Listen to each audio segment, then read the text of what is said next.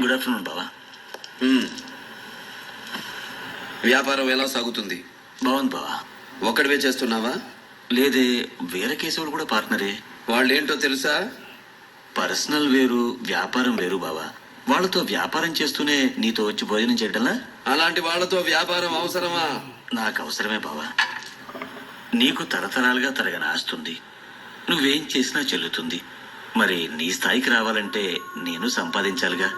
అప్పుడు వ్యాపారం రిలేషన్స్ ఉండాలిగా. అంటే నా స్థాయికి రావాలని నువ్వు చేసే వ్యాపారంలో 10 మంది జీవితాలు పోతే? అలాంటి లెక్కలేసుకుంటూ కూర్చుంటే వ్యాపారం ఎలా చేస్తాం బావగారు? ఇప్పుడు ఊరికి రోడ్డు వేసేటప్పుడు 10 ఇళ్ళు పోతున్నాయని రోడ్డు వేయటం ఆపలేంగా, తీసేయడం.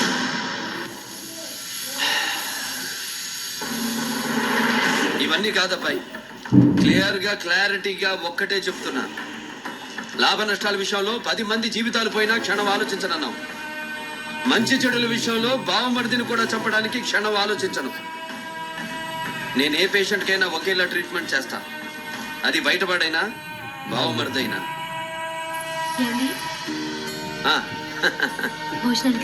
వస్తున్నా గాయత్రి, రా. నీ చెల్లి పప్పుచారు బాగా కాస్తుంది, భోంచేద్దావురా.